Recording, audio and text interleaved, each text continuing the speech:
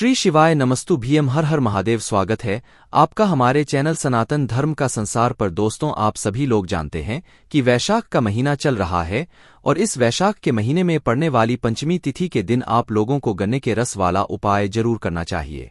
अब इस वैशाख के महीने में जब जब भी पंचमी तिथि पड़े तो भाई आप लोग इस गन्ने के रस वाले उपाय को जरूर करना। बाकी दोस्तों, अभी हम आपको बता दें कि 29 अप्रैल 2024 के दिन वैशाख महीने की पंचमी तिथि पड़ रही है। साथ ही में दोस्तों, इस पंचमी तिथि का महत्व भी बहुत ही ज्यादा बड़ा होता है, क्योंकि वैशाख महीने का बहुत ही महत्व होता है। और जब यही वैशाख महीने की पंचमी तिथि पड़ जाए सोमवार के दिन तो भाई ये एक बहुत ही बड़ी बात हो जाती है।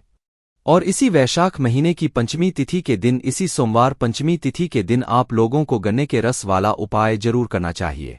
अब आप लोग कहोगे कि भाई ये गन्ने के रस वाला उपाय हमें क्यों करना चाहिए, वो भी इस वैशाख के महीने में।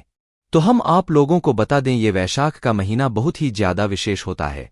इस वैशाख के महीने में हम भगवान शिव जी को बहुत ही आसानी से प्रसन्न भी कर सकते हैं। इसीलिए दोस्तों, आप लोगों को इस वैशाख महीने की तिथि को, जो कि 29 अप्रैल 2024 के दिन पड़ रही है, जिस दिन सोमवार भी पड़ रहा है, इस दिन आप लोगों को गन्ने के रस वाला उपाय जरूर करना चाहिए। और ये उपाय आप लोगों को इसीलिए करना चाहिए कि अगर आप लोग अपने घर में धन समस्या से परेशान हो चुके हैं, आपके घर में पैसा नहीं आ रहा है, धन नहीं आ रहा है, आप अपनी तरफ से बहुत अच्छे से काम करते हैं पर आपके पास उतना पैसा बच ही नहीं पाता है, तो भाई अपने घर में धन से जुड़ी हुई सारी समस्याओं को लेकर अगर आप लोग कोई उपाय करना चाहते हो तो ये गन्ने के रस वाला उपाय आप लोगों को जरूर करना चाहिए। इस उपाय को करने से आपके घर में पैसा आना शुरू हो जाएगा, धन आना शुरू हो जाएगा और धन से जुड़ी हुई सारी समस्याएं भी दूर होना शुरू हो जाएंगी। इस उपाय को करने के बाद आपके घर में पैसा आएगा, कहीं ना कहीं से जरूर आएगा। पर उससे पहले दोस्तों, इस उपाय को आपको अच्छे से सुनना होगा, समझना होगा। उसी के बाद में आप लोग इस वैशाख के महीने में पंचमी तिथि के दिन इस गन्ने के रस वाले उपाय को अच्छे से कर पाओगे। तो चलिए दोस्तों, इस उपाय को जानते हैं कि आखिर इस गन्ने के रस वाले उपाय को आपको इस वैशाख महीने की पंचमी तिथि के दिन कैसे करना है, किसको करना है, किस समय है और कहाँ पर करना है। तो देखिए, सबसे पहले हम लोग ये बात जानते हैं कि इस गन्ने के रस वाले उपाय को आखिर घर में से किस सदस्य को करना है। तो देखिए, यहाँ पर हम आपको बता दें कि इस गन्ने के रस वाले उपाय को घर में से किसी एक बड़े या मुख्य सदस्य को करना है, जो कि माताओं बहनों में से कोई एक होगा। घर की जो बड़ी माताएं बहनें हों, उन बड़ी माताओं बहनों में से कोई भी एक माता बहन इस गन्ने के रस वाले उपाय को कर सकती है, अपने घर में धन प्राप्ति को करने के लिए, अपने घर में धन और से जुड़ी हुई समस्या को दूर करने के लिए। तो घर की जो बड़ी माता बहन हो, वो उनमें से कोई भी एक माता बहन इस वाले उपाय को कर सकती है, क्योंकि इस उपाय को घर में से किसी एक ही सदस्य को करना है, सबको नहीं करना है। अगर किसी कारणवश घर में माताएं बहनें उपस्थित ना हो तो फिर वही घर का कोई बड़ा व्यक्ति भी इस वाले उपाय को कर सकता है, चाहे वह पुरुष ही क्यों ना हो। उसके बाद में दोस्तों, अब हम जानते हैं कि इस उपाय को आखिर आपको करना किस समय है। तो देखिए, यहाँ पर हम आपको बता दें कि इस गन्ने के रस वाले उपाय को आपको सुबह के समय करना है, शाम के समय या प्रदोष काल में नहीं करना है। तो सुबह के समय जब आप लोग इस उपाय को करोगे तो जितना जल्दी उतना जल्दी आप इस उपाय को करने की कोशिश कर सकते हो। बाकी 10 या 11 या 12 बजे तक भी अगर उपाय करोगे तो भी आपको उपाय का फल जरूर मिलेगा। उसके बाद में दोस्तों, इस वाले उपाय को हमें करना कहाँ पर है। तो देखो, इस उपाय को करने की सबसे अच्छी बात यही है कि इस उपाय को करने के लिए आप लोगों को कहीं पर बाहर जाने की जरूरत नहीं पड़ेगी। आपको अपने ही घर के अंदर ही इस वाले उपाय को करना है, वो भी तुलसी जी के क्यारे के पास में। क्योंकि दोस्तों, इस उपाय को अगर आप लोग इस दिन इस समय पर कर लेते हैं तो आपके घर में पैसों की जो भी समस्या वो जरूर दूर हो जाओगे। आप भगवान से 100 रुपए मांगोगे पर भगवान आपको 200 रुपए देंगे। तो चलिए दोस्तों, अब हम समझते हैं कि इस उपाय को करने की विधि क्या है। इस गन्ने के रस वाले उपाय को हमें इस वैशाख महीने की पंचमी तिथि के दिन कैसे करना है। तो देखिए, यहाँ पर सबसे बड़ी बात और सबसे पहली बात यही है कि आखिर हमें गन्ने का रस लाना कहाँ से है। क्योंकि सबसे मेन चीज इस उपाय की यही है कि इस उपाय में आप लोगों को गन्ने के रस की आवश्यकता होगी। तो देखिए, हम आपको बता दें कि ये जो मौसम चल रहा है, इस मौसम में आप लोगों को गन्ने का रस बहुत आसानी से मिल जाएगा। आप गन्ने का जूस पीने तो ठेले पर जाते ही होंगे या किसी दुकान पर जाते ही होंगे, तो मात्र आपको क्या करना है कि अगर आप लोग इस गन्ने के रस वाले उपाय को कर रहे हो तो आपको किसी भी गन्ने के रस की दुकान से जो है जाकर गन्ने का रस लेकर आना है। बस यहाँ पर फर्क यह होगा कि जब आप गन्ने का रस पीने जाते हो तो आप उसमें नींबू मिलवाते हो, आप उसमें बहुत सारी चीजें मिलवा लेते हो और बर्फ भी डलवा लेते हो। पर जब आप लोग इस उपाय के लिए गन्ने का रस लेने गए हुए होंगे तो उस समय आपको इस बात का ध्यान रखना है और उस दुकानदार से देना है कि भाई हमें मात्र साधा जो गन्ने का रस होगा वो निकाल के दो, इसके अंदर कुछ भी नींबू वगैरह कुछ भी मत डालना। साधा गन्ना जो है मशीन के अंदर डालकर जो भी उसका रस निकले वो हमें निकाल कर दे दो, चाहे वो थोड़ा ज्यादा पैसा ले ले उसको दे देना है, ठीक है। तो आप लोगों को क्या चाहिए कि भाई आपको बिल्कुल शुद्ध वाला गन्ने का रस जो है वो निकलवा कर लाना है। और अगर आप लोग गन्ने से खुद गन्ने का रस निकाल सकते हैं तो और अच्छी बात है, बाकी कोई दिक्कत वाली बात नहीं है। आप दुकान से जाकर भी लेकर आ सकते हो, बस उससे बोल देना कि भाई हमारे लिए ये जो गन्ने का रस है ये थोड़ा अलग से निकाल दो क्योंकि हमें इस्तेमाल करना है। तो वैसा गन्ने का रस आप लोग निकलवाकर अपने घर पर लेकर आ जाना। अब आप लोग कहोगे कि भाई सुबह सुबह गन्ने का रस हमें कहाँ पर मिलेगा, तो उस जगह पर आप लोग ये काम कर सकते हो कि रात्रि में आप लोग अपने गन्ने का रस लाकर तैयार करके रख सकते हो। बाकी अगर सुबह सुबह ताजा गन्ने का रस मिल जाए तो और अच्छी बात है, कोई दिक्कत वाली बात नहीं है। आप लोगों को उपाय का फल बहुत ही अच्छा यहाँ पर मिलने वाला है। तो अपना गन्ने का रस आप लोग कितना लेकर आओगे, जितना एक गिलास जो होता है, जो मीडियम साइज का गिलास होता है, आप उतना एक गन्ने का रस जो है वो भरवाकर ले आना। बाकी हमें से ही गन्ने के रस की जो है यहाँ पर आवश्यकता पड़ने वाली है। और इस उपाय को करते समय शुद्धता का आपको विशेष रूप से ध्यान रखना है। अपने घर पे आप लोग जैसे ही इस गन्ने के रस को लेकर आ जाते हो, ध्यान रखना है इस गन्ने के रस के अंदर आपको कुछ भी चीज सामग्री नहीं मिलवानी है, वरना फिर उपाय अच्छे से काम नहीं करेगा। तो जैसे ही आप अपने घर पर पहुंच जाते हो, घर पर पहुंचने के बाद आप लोग अच्छे से तैयार हो जाइए। स्नान करने के बाद ही इस वाले उपाय को करना है, शुद्ध होने के बाद ही आपको इस उपाय को करना है। और इस उपाय को करने के लिए आपके घर में तुलसी का क्यारा होना जरूरी है। तुलसी कह रहा है नहीं है तो भी आप इस उपाय को नहीं कर सकते।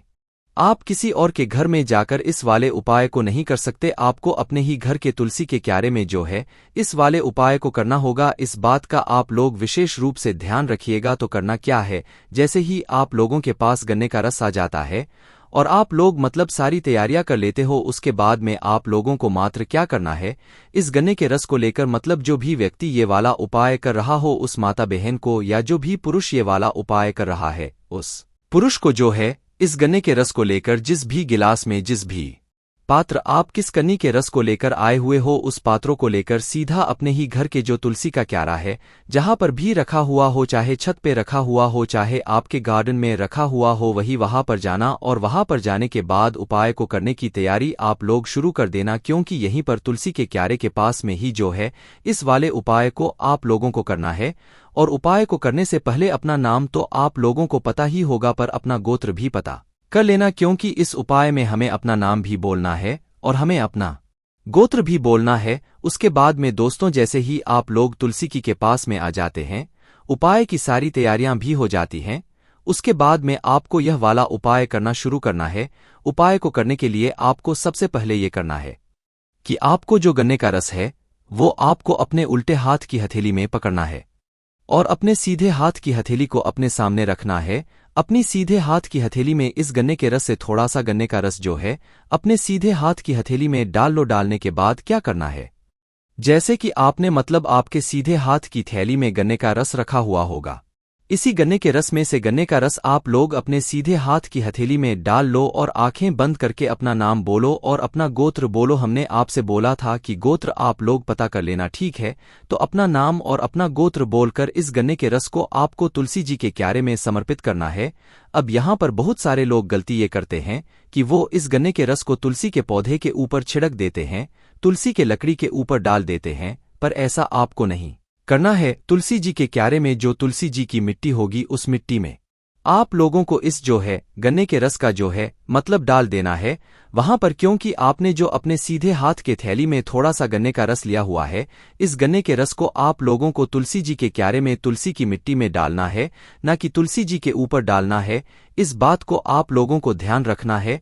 तो क्या करना है, इसी तरीके से आप लोगों को 7 बार गन्ने का रस थोड़ा थोड़ा अपने सीधे हाथ की हथेली में लेकर अपना नाम और अपना गोत्र बुलकर तुलसी के कियारे की मिट्टी में डालते जाना है। ठीक है, कितनी बार डालना है? 7 बार डालना है, और जल्दबाजी में नहीं डालना है, धीरे धीरे करके डालना है और आराम से डालना है। ठीक है, तो इससे दोस्तों आप लोगों को ये वाला उपाय करना है।